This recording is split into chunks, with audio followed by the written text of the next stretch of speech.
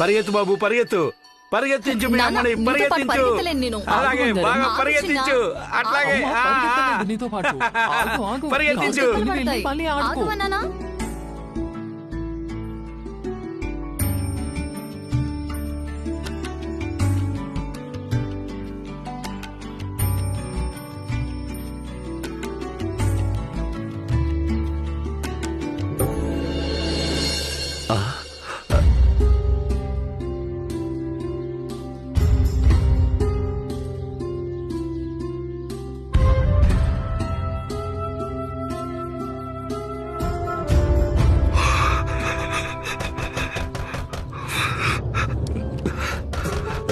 ఎవరు?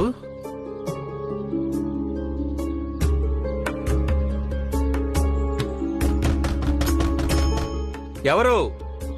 అబ్బా, జనాలు ఎక్కడి నుంచి వస్తారో తెలియదు నన్ను ఇబ్బంది పెట్టడానికి.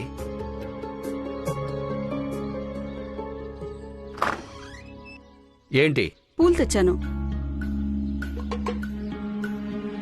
నీకు చాలాసార్లు చెప్పానుగా నేను పూజలు గట్రా చేయనని. అయినా కూడా 2 రోజులకు ఒకసారి వచ్చి అడుగుతావు. ఇంకా ఏ భాషలో చెప్పాలి నేను నీకు? ముందు మీరు బోలెడన్ని పూలు కొనేవారుగా అయ్యా. మీ భార్య, మీ కొడుకు, కోడలు నా దగ్గరే పూలు తీసుకునేవాళ్ళు.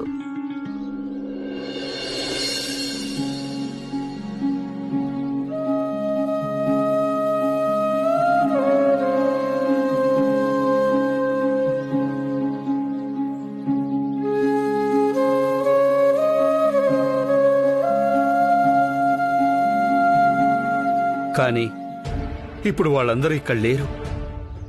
చెప్పానుగా నేను నీకు. ఇక నువ్వు కూడా వెళ్ళిపో. మళ్ళీ ఇంకోసారి ఇక్కడికి రావద్దు.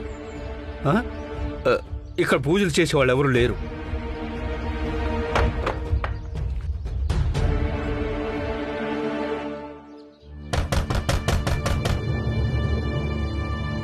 ఈ మూర్ఖులకి గట్టిగా అరిచి చెప్పకపోతే ఎవ్వరికీ చెవికెక్కదు.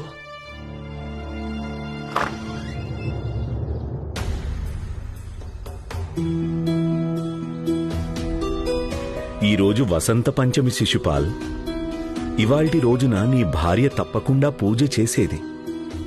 ఇంకెవరి కోసమో కాకపోయినా ఆమె కోసమైనా తీసుకో. ఆమె ఎక్కడున్నా గాని సంతోషిస్తుంది. అసలు మీకు నా భార్య గురించి ఎలా తెలుసు? ఎవరు మీరు? నేను బైరాగిని. ఇక్కడ మీకు భిక్ష దొరకదు. నేను భిక్ష అడగడానికి రాలేదు, ఇవ్వటానికొచ్చాను.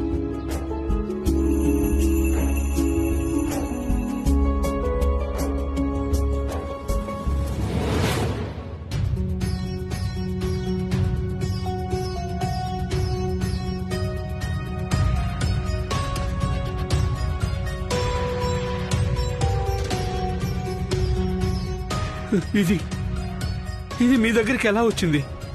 ఇదైతే నువ్వు నీ కుమారుడు కోసం తెచ్చావుగా. సుమిత్ర, సుమిత్ర, వచ్చేసారా మీరు? నేను మంచినీళ్ళు తీసుకొస్తాను.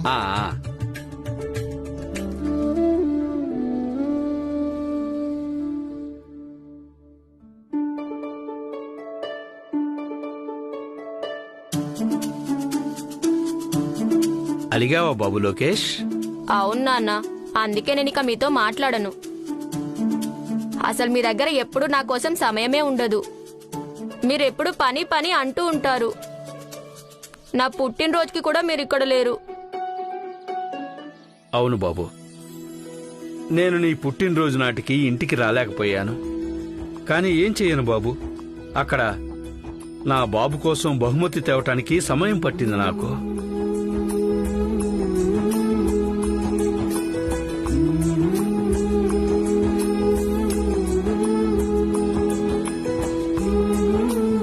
నువ్వు కోరుకున్నావుగా బాబు, నేను నీకు చదరంగం నేర్పించాలని.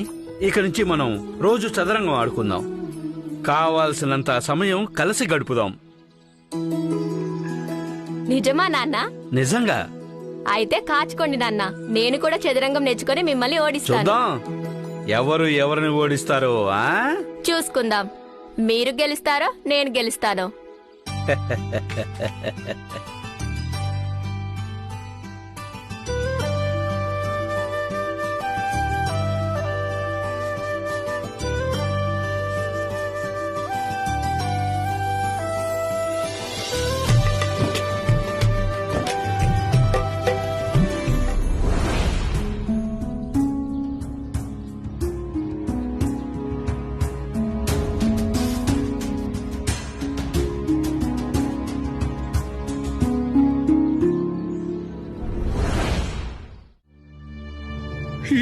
ఇది మీ దగ్గరికి ఎలా వచ్చింది? ఇదైతే కాలిపోయింది కదూ?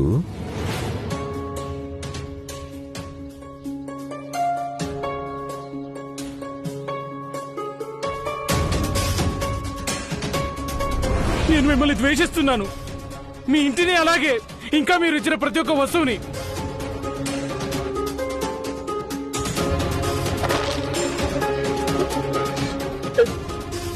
బాబు,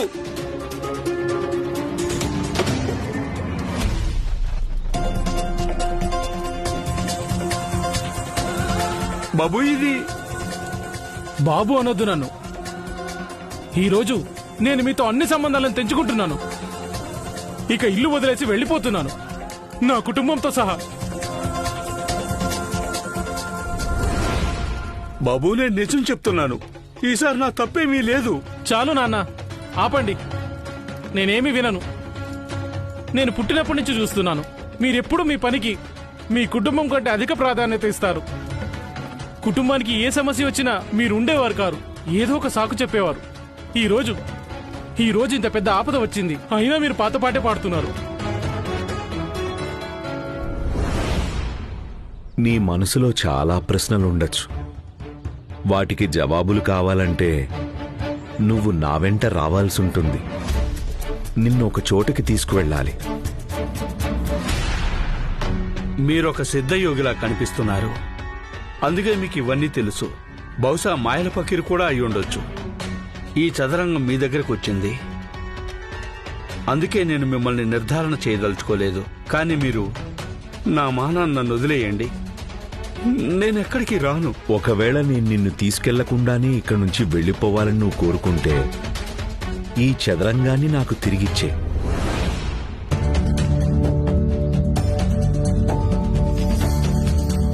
అంటే నువ్వు ఈ మధుర స్మృతుల నుంచి మళ్లీ తప్పించుకోవాలనుకోవటం లేదుగా? అంటే నీ మనసులో ఏదో ఒక మూల ఒక ఆశ మిగిలే ఉంది. బహుశా దుఃఖసాగరంలో దాన్ని ఎక్కడో లోతుల్లో అదిమి పెట్టేసుంటావు. ఆ ఆశ కోసమైనా నా వెంటరా. సరే, ఒక షరతు పెట్టుకుందాం. నాకు తెలుసు నువ్వు చదరంగం చాలా బాగా ఆడతావని. నీ కొడుకుని ఎప్పుడు చదరంగంలో ఓడించేవాడివి నువ్వు. ఒక ఆట నాతో కూడా ఆడు. ఒకవేళ నువ్వు గెలిస్తే అప్పుడు ఈ చదరంగాన్ని ఇక్కడే వదిలేసి వెళ్ళిపోతాను.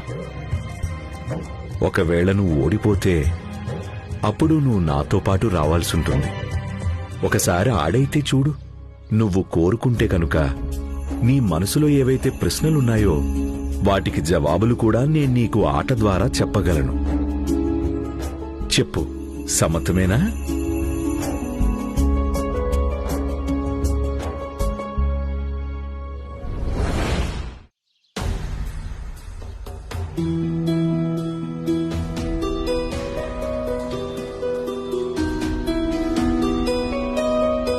మీరందరూ నా కోసం ఎంత దిగులు చెందకండి.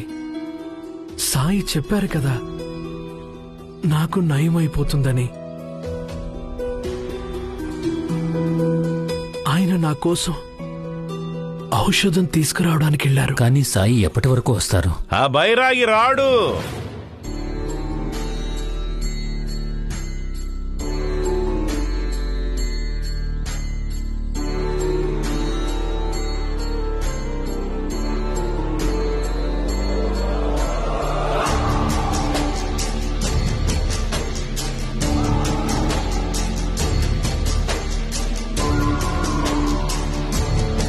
నిన్న నాకు మీ అందరి ప్రియమైన బైరాగి కనిపించాడు. తోక ముడుచుకొని పారిపోతున్నాడు. చెప్పాడు. అప్పా పాటిల్ రోగానికి అతడి దగ్గర చికిత్స ఏమీ లేదట, అందుకే పారిపోతున్నానని. అరివో ఇది అబద్ధం. సాయి మందు తీసుకురావడానికే వెళ్ళాడు. అయ్యో, ఎంత అంధభక్తులయ్యారు మీరందరూ. అతని మంత్రతంత్రాలు పనిచేయకపోయేసరికి పారిపోయాడ బైరాగి అప్పా పాటిల్ని చావు కుదిలేసి. ఇక అతడి కోసం ఎదురు చూడటం మానేయండి. పాటిల్ గారి రోగానికి నా దగ్గర చికిత్స ఉంది. అది కాదంటే నగరంలోని హాస్పిటల్కి తీసుకెళ్దాం. నీ మూఢభక్తి పిచ్చిలో పడి నీ భర్తని బలి తీసుకుంటావా ఏంటి బాయ్జాక్కా? మాది మూఢభక్తి కాదు, మూఢ విశ్వాసము కాదు. సాయి మాకు దైవ స్వరూపం. ఆయన మమ్మల్ని అన్ని కష్టాల నుంచి గట్టెక్కిస్తారు ప్రతిసారి. మరైతే మీ దేవుడు ఎందుకని పారిపోయాడు?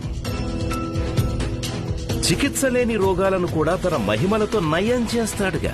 ఈసారి ఎందుకో అప్పా పాటిల్ రోగాన్ని నయం చేయలేకపోయాడు మీ బైరాగి. దాని చికిత్స కోసం అతడు బయటికి ఎందుకు వెళ్లాల్సి వచ్చింది? చెప్పండి, జవాబు చెప్పండి. జవాబు సాయి చెప్తారు వచ్చి. జవాబు సాయి కాదయ్యా, నేను చెప్తాను.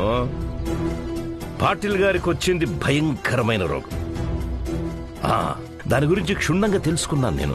ఆంగ్లంలో దీన్ని న్యూమోనియా అంటారు. న్యూమోనియా. ఏంటి? ఈ రోగంతో మనుషులు మరణించే అవకాశం ఉంది తెలుసా?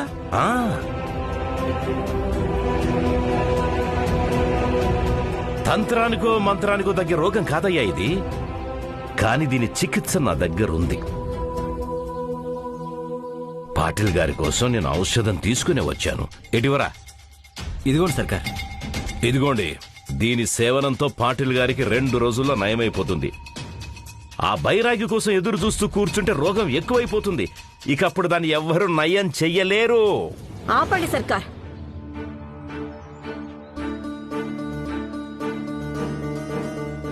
మీరు సహాయం చేస్తున్నట్టు భలే నాటకం ఆడుతున్నారు. అందుకు ధన్యవాదాలు. కానీ నాకు నా కొడుకు మీద పూర్తి నమ్మకం ఉంది. ఇక తనకి వ్యతిరేకంగా నేను ఒక్క మాట కూడా వినను. ఇది ఈ తల్లి నమ్మకం. తండ్రికి ఔషధం తీసుకొని తన కొడుకు తిరిగొస్తాడని. ఎప్పుడు తిరిగొస్తాట? రేపు పాటిల్ గారు పైకి టపా కట్టిన తర్వాత.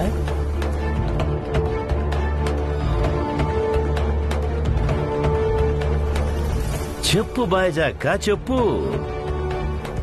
ఎప్పుడు తిరిగొస్తాడతను?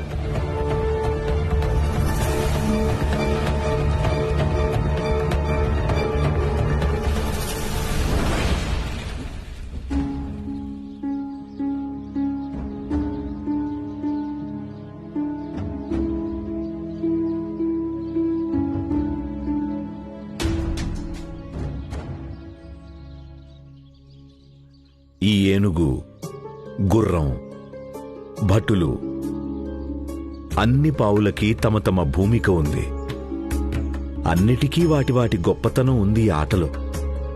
కాని బహుశా ఈ పావులు అనుకుంటూ ఉండొచ్చు, ఇవి నియమాలతో కట్టడి చేయబడినవి, వీటికి సొంత ఇష్టమేమీ చెల్లదని. ఎలా అయితే మనుషులకి అనిపిస్తుందో వాళ్ల జీవితం వాళ్ల చేతుల్లో లేదని, అలాగే వాళ్లు నిస్సహాయ స్థితిలోకి నెట్టబడ్డారని. ఏ అంశాలైతే వాళ్ల నియంత్రణలో ఉండవో వాటి ఫలితాల్ని కూడా వాళ్ళు అనుభవిస్తారని.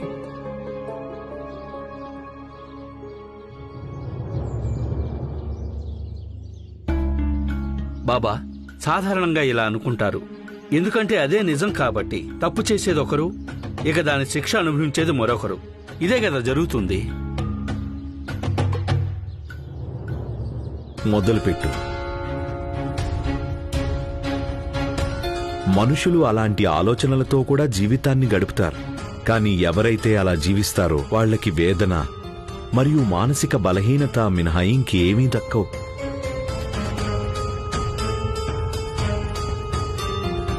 అలాగే నువ్వు ఈరోజు ఒంటరిగా వేదనతో జీవిస్తున్నావు శిశుపాల్.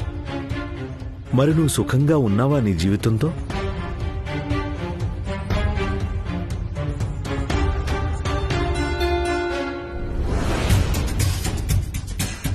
ఈ రోజు సూర్యాస్తమయానికి పూర్వమే సాయి తిరిగొస్తాడు.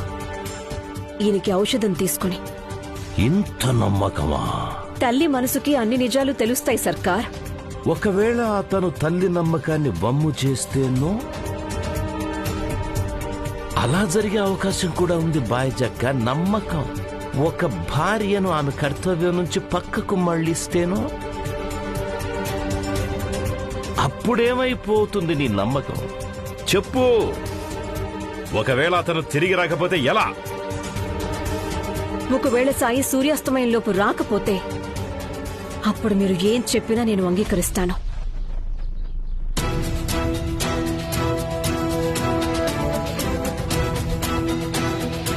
కానీ నాకు తెలుసు తను తిరిగొస్తాడు, ఖచ్చితంగా తిరిగొస్తాడు.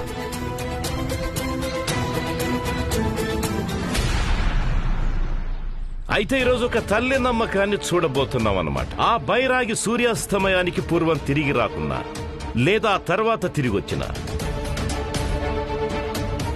అప్పుడు స్వయంగా బాయిజా అక్కే చెబుతుంది అతన్ని షిరిడి వదిలి వెళ్ళాలని, ఇక ఎప్పటికీ తిరిగి రాకూడదని.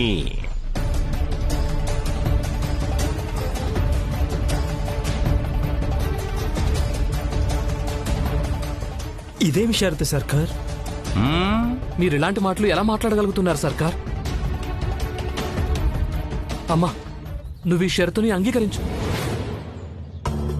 నాకు అంగీకారమే.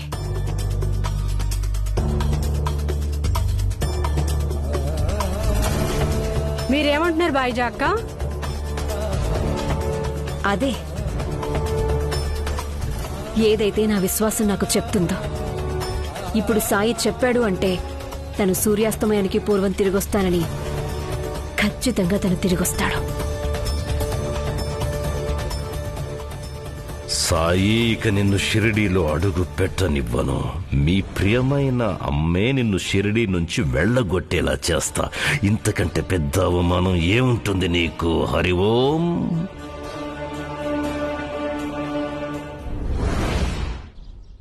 నాకింక వేరే దారేముంది? మీరు చెప్పండి. నిన్ను నువ్వు పావు అనుకోవటం మానేసి నిన్ను నువ్వు ఆటగాడిలా చూసుకో శిశుపాల్. భగవంతుడు అందరికీ సొంత అభిలాషలని ఇచ్చాడు. కాని దాంతోపాటు సమతుల్యతలని పాటించడం కోసం కర్మచక్రాన్ని కూడా స్థాపించాడు. ఎలా అయితే చదరంగంలో అన్ని ఎత్తుల్ని చిత్తు చేయడానికి ఖచ్చితంగా ఏదో ఒక ఎత్తు ఉంటుంది.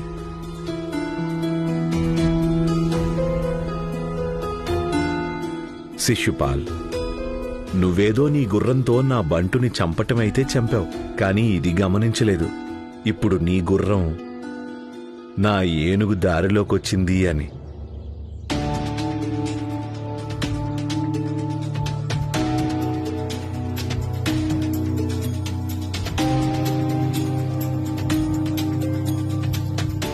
ఇలాగే జీవితంలో కూడా జరుగుతుంది. మనం ఏదైతే చేస్తామో దాని పరిణామాలు మనం అనుభవించక తప్పదు. అందుకని ఈ చింత అనేది వ్యర్థం. మనకి ఎవరు ఏం చేశారన్నదే.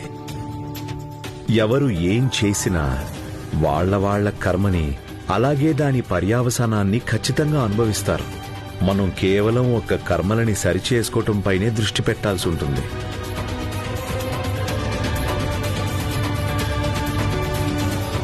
ఆట ముగిసింది.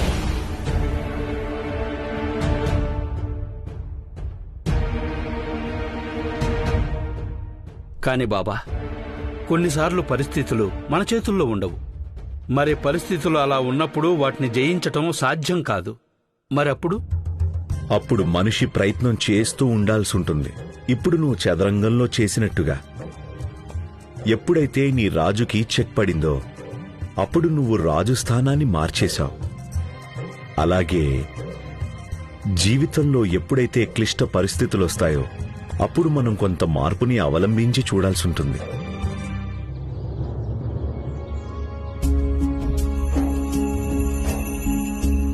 కొన్నిసార్లు శిశుపాల్, మన ప్రయత్నాలన్నీ విఫలమైపోయే అవకాశం ఉంది.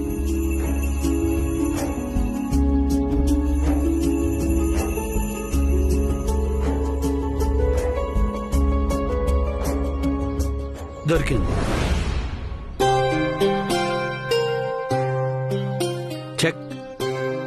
ఇంకా మేట్. శిశుపాల్, మనం ప్రయత్నాలు ఎన్నిసార్లు విఫలమైనా మళ్ళీ మళ్ళీ ప్రయత్నించాలి. అప్పుడు చదరంగమైనా ఒక జీవితమైనా గెలిచి తీరుతాం మనం. శిశుపాల్, నీ కూడా ఎవరో చెక్ పెట్టారు. కానీ సమయం వచ్చినప్పుడు ఏ విధంగా నీ రాజుకి సురక్షితమైన ఇంటిని వదిలి బయటికి రావటం జరిగిందో అలా నువ్వు కూడా రావాలి. లోకాన్ని ఎదుర్కోవాల్సి ఉంటుంది.